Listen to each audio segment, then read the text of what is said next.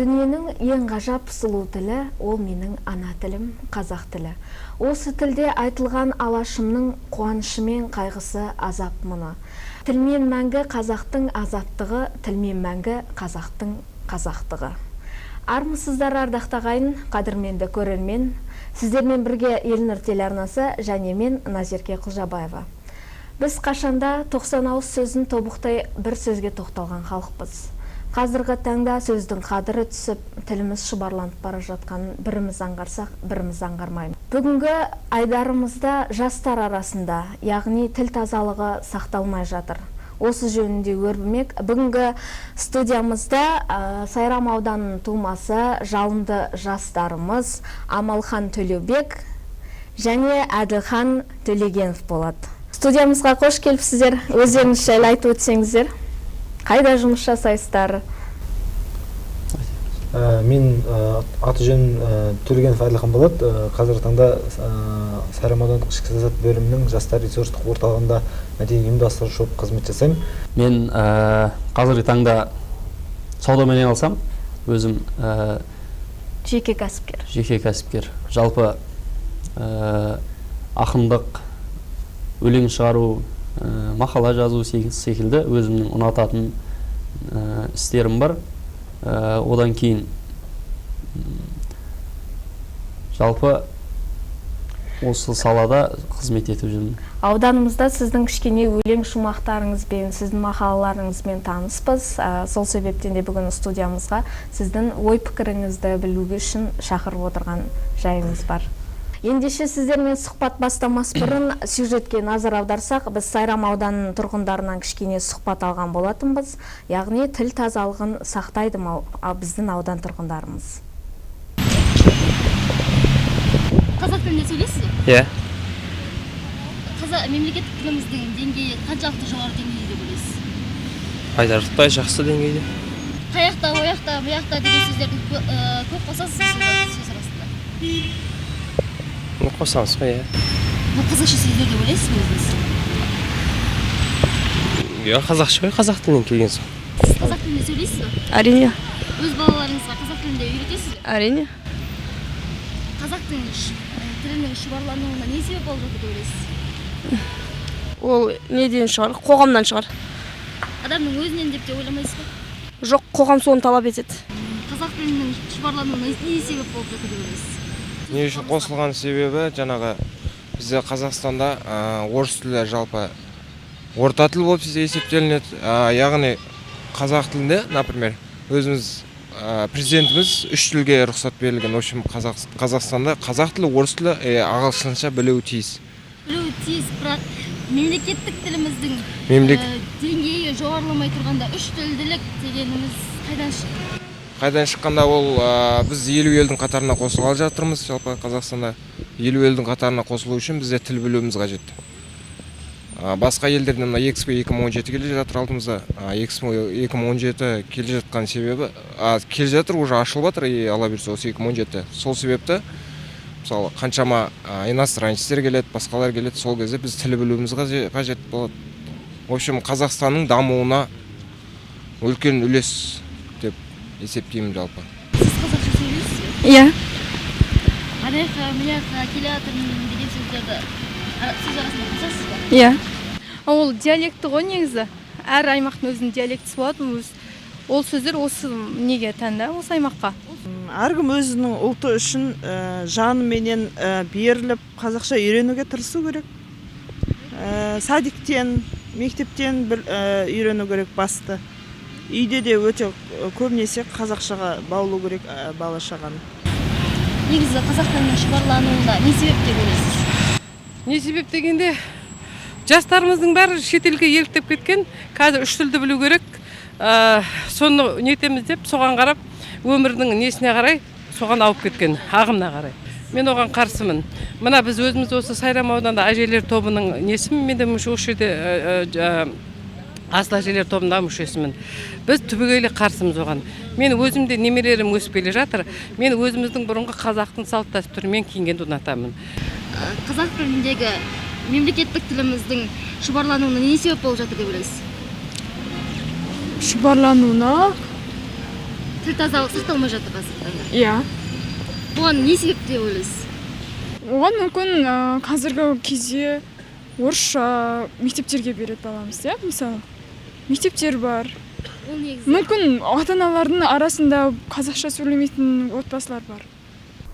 Сюжетте көргенде біздің Сайрам аудан тұрғындарында тіл тазалығы кішкене сақталмайды екен, кішкене ол кісілерде өзі ойланып қалып жатыр. Осы мәселе, осы проблема сіздерде бар ма? Бұл мәселеге келген кезде қазір енді заң бойынша мемлекет тілі қазақ тілі ғой.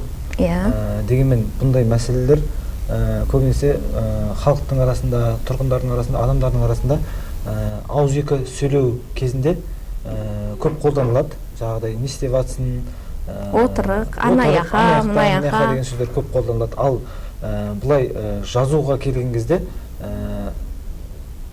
бұл қателіктерді жібермеуге тырысу керек. Себебі тіл тазалығы бұл мәселе сауатсыздыққа алып келіп соқтырады. Бізден кейінгі, мысалға, бізден кейінгі ұрпақтар, бізден кейінгі жастар сол біз не істеп жатсың деп жазсақ, олар соны дұрыс деп қабылдап, олар кейінгі уақытта сол жазумен сол нәрсені қолданатын болады. Амалхан, сіздің сөздік қорыңызда осы сөздер бар ма өзі? Жалпы тілге байланысты келгенде әркімнің ақ жаны ауырады. Қарап отырсақ, бұндай тіл тазалығын сақтау қазіргі таңда өте маңызды. Тілдің таза болуы, таза жетуі, кейінгі ұрпаққа, мына кісі айтып отыр, кейінгі ұрпаққа таза жетуі бұл біз арқалайтын негізгі жүктің, негізгі міндет болып табылады. Менің өмірімде бұл сөздер кездеседі. Келе жатсың ба, келатсың ба, қысқартып, бірақ бұл сөзді айту бар да, жазу бар. Бірақ біз қазіргі жастардың арасында осы сөздерді әлеуметтік желілер арқылы бір-біріне жазуы жиілеп кетті. Одан кейін бұл мәселе қазіргі мектеп оқушылардың арасында жаңағы қазақ тілі пәнінен болмаса орыс тілі пәнінен бір жаңағы диктант жазған кезде солай жазылады. Арасында қателіктері олар байқалмайды. Сол үшін олар осындай кішкентай нәрселерге назар аударып, қазірден бастап біз тілімізді тазалауға, әр адам өзі көп кітап оқуға, өзін тануға тырысу керек. Өйткені бұның барлығы да білімсіздіктен, тілге деген, ұлтқа деген құрметсіздіктен кеп шығады. Әр адам өзінің тілін, өзінің ұлтын сүйсе, бұндай жауапсыз нәрселерге бармасы анық деп ойлаймын. Мына өзіміз байқап жатамыз, кішкене концерттерде, іс-шараларда жастарға сөз берсе, кішкене сөйлеуге, кідіріп, мүдіріп дегенде сөйлей алмайды. Сөйлеу стилі жоқ, тіл тазалығы жоқ. Оған қалай күресуге болады ма өз жастармен? Мысалға алып қарайтын болсақ, баяғыда мынау аталарымыз кішкентай балаларды жанына ертіп жүретін еді. Кішкентай балаларды жанына ертіп жүреді, оларды үлкен жиындарға, үлкен топтарға қосып жүретін. Ол жерде үлкен аталардың, би шешендердің сөздеріне ерте араласқан балдар кез келген топта сөз бастауға және сол жердегі негізгі мәселелерді қамтуға тырысатын. Ал қазіргі біздің үйдегі асырап жатқан балаларымыз теледидардан, басқа әлеуметтік желілерден көп көреді, сондай жиындарға көп бармайды, одан кейін әкелері мысалы көп ертіп жүрмейді. Сондай жиындарды, сондай ақсақалдар алқасы болады, сондай жиындарға ерте араласқан балдар елдің мұңдайтын, жоғын жоқтайтын азаматтар өседі. Одан кейін мынау кез келген жерде іс бастау қиын ба, сөз бастау қиын ба деген кезде жаңағы сөз бастауға тосылады. Сіз айтпақшы, жаңағы көп жастарға сөз берсе, не айтарын білмейді. Мынау тіл туралы болсын, басқа болсын, өзінің ойын айшықты, анық түрде жеткізе алмайды.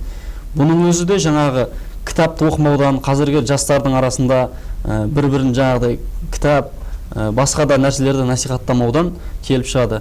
Енді кітап оқып жатқан жастарымыз әлбетте, ол кез келген жерде өзінің ойын анық, айшық түрде жеткізе алады. Осыдан келіп жатты деп ойлаймын. Бұрынғы аталарымыз пәтуалы сөздер көп айтатын тұғын. Енді сөз мәселесі кішкентай ғана мәселе деп, бұл проблемалық мәселе емес деп қарауы да мүмкін. Бірақ қарасаңыздар, қазіргі жастарымыз үлкен аталарды да тыңдамауға, сөзге тоқталмайды, сөздің қадірі түсіп жатады деп айтамыз. Енді осының бәрі құрметті көрермен, кішкене ғана мәселе болса да ойланатын мәселе деп ойлаймын. Кішкене өзіміз осыға мәселелерге мән беріп, тіл тазалығын сақтауға келген кезде назар аударсақ. Ендеше тағы да біздің бір сюжетіміз бар, бұл әлеуметтік пернетақта қолданамыз ба? Қазіргі таңда әлеуметтік желілерді қолдану барлық кішкене 1 жасар баладан бастап 90-дағы қарияға дейін қолданатын шығар қазіргі таңда. Сондағы әлеуметтік пернетақтада болып жатқан тіл мәселесі. Сюжетке назар аударсақ.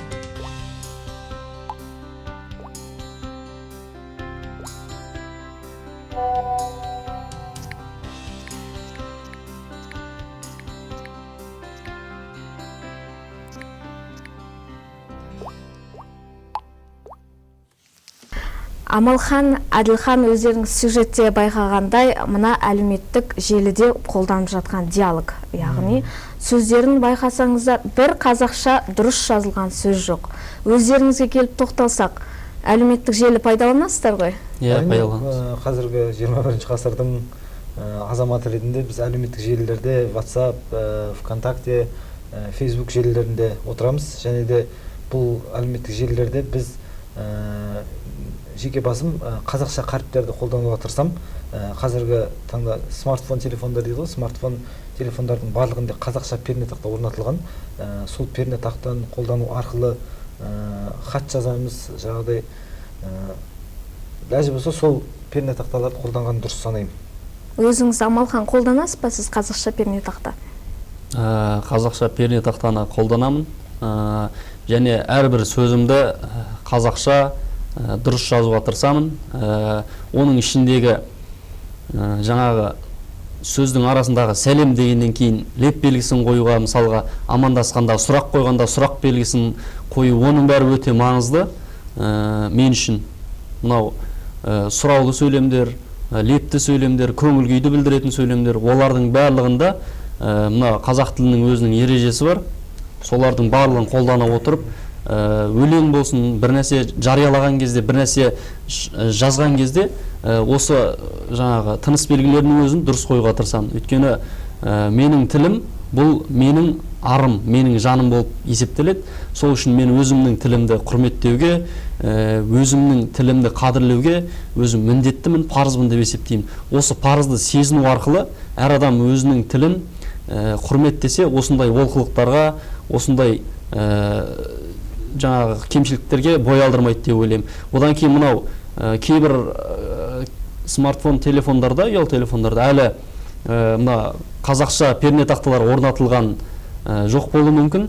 Кейбір адамдарды көремін, қазақша пернетақталар жоқ, бірақ бұл да заманның еншісінде Құдайға шүкір мынау қазір өзіміздің елден де мықты жаңағы ғалымдар шығып, сондай қазақтың пернетақталарын енгізіп жатыр, қазақша пернетақталар енгізіп жатыр. Оның бәрі болашақтың еншісінде, ал оны дұрыс қолдану ол әр жастың өзінің міндеті. Әрине қазақша пернетақта қолданбаған жағдайда бір қазақша дұрыс сөз жазбаймыз. Оны кейбір тұрғындарымыз ойланса, кейбіреулер ойланбайды да. Амалхан, сіз осы Сайрам ауданы тумассыз, сізді кішкене жас ақын деп танимыз. Кішкене өзіңіздің қол жазбаларыңыздан өлең шумақтары болса, тіл туралы. Енді жалпы қазір есіме түспей отыр өлеңдер. Бірақ мынау бабаларымыз былай дейді: туған тілде қаным менен жаным бар, туған тілде әнім менен сәнім бар. Туған тілім тіл болудан қалса егер, жүрегімді суырып ақ алыңдар деген екен. Осыны қарап отырып, менің айтатыным да, жазатыным да осы өлеңге сыйып тұрған сияқты. Туған тіліміз, қанымыз, жанымыз, барымыз, әніміз де сәніміз сол туған тіліміз. Одан кейін ол тіл жойылатын болса, ол сенің жүрегіңді суырып алды не, сен тірі өлік сияқты боласың. Сол үшін біз өзіміздің тілімізді құрметтеуіміз керек. Мынау Қадыр Мырзалиев атамыз айтады ғой: өзге тілдің бәрін біл, өз тіліңді құрметте дейді. Сол үшін біз өзге тілді құрметтеуіміз керек, бірақ өз тілімізді білуіміз керек. Оның шұбарлануынан, оның жаңағыдай әртүрлі кірме сөздерден араласып кетуінен біз өзіміз сақтауымыз керек. Одан кейін үш тұғырлы тіл дейді қазір. Сол үш тұғырлы тіл кіруімен біз араластырып алмауымыз керек. Әр тілді өзінің қолданатын жерінде қолданып үйренуіміз керек. Осыған баса назар аудару керек деп ойлаймын. Осы үш тұғырлы тіл саясаты жөнінде келісесіздер ме өзі? Көшбасшымыз Нұрсұлтан Әбішұлы Назарбаев үш тұғырлы тіл саясатын енгізді. Қалай өздеріңіз қолданысқа енгізіп, осы саясатты қолдау мақсатында үш тілді оқып меңгеріп жатырсыздар ма? Әрине, қазір үш тұғырлы тіл саясаты өте орынды қозғалған мәселе. Ол себебі қазіргі заманда дамушы елдердің қатарына қосылу кезеңінде бұл үш тұғырлы тіл саясатын қолдану, үш тілді білу міндетті. Себебі орыс тілі жаңағыдай ресми тіл, жаңағыдай қазақ тілі мемлекеттік тіл, орыс тілі ресми тіл және ағылшын тілі инновациялық жаңағыдай шетелдермен байланысу жағдай сондай тіл болып саналады. Сондықтан бұл үш тұғырлы тіл саясаты өте орынды және де алдағы уақытта жастарымыз соны үйренсе, білсе деген ниеттеміз. Аудан жастары ретінде үш тұғырлы тіл саясатын қолдайсыздар ба? Қолдаймыз ғой. Үш тұғырлы тіл саясаты енгізілгелі біраз болды. Мынаны ескеруіміз керек. Біз ең басты біз үш тұғырлы тіл саясатымен қоса, мынау ағаларымыз айтады, біз үш тұғырлы тіл саясатын қолдаймыз, бірақ соның ішінде ең бірінші білу керек мәселе, әрбір адамзат баласы өз тілін жетік меңгере алуы керек, жетік білуі керек. Одан кейін барып қана өзге тілді білуге, өзге тілге құмарлануға рұқсат беріледі. Өйткені өзінің тілін, өзінің ұлтының тарихын білмеген адам, ол өзге тілді де сөйлеп, өзге тілді қадірлеп жарытпайды. Мынау өзі жармағанның сарқытын ішпе деген қазақта жақсы сөз бар. Өзіміз өз тілімізде анық, дұрыстап сөйлей білмесек, ол үш тұғырлы тілдің бізге не қажеті бар? Өз ойымызды өзіміздің тілімізде жеткізе алмасақ. Мына бауырым дұрыс айтып жатыр, ресми тіл, жаңағы әлемдік қарым-қатынас тілі. Bir тіл білсең, бір адамсың, екі тіл білсең, екі адамсың. Көп тіл білген сайын адам дәрежесі жаңағыдай абыройы биіктей береді. Мына Әл-Фараби бабамыздың өзі 70-ге жуық тіл білген дейді. 70-ге жуық тіл білу өте керемет өнер. Бұл Алланың берген дарыны біреулерге берген.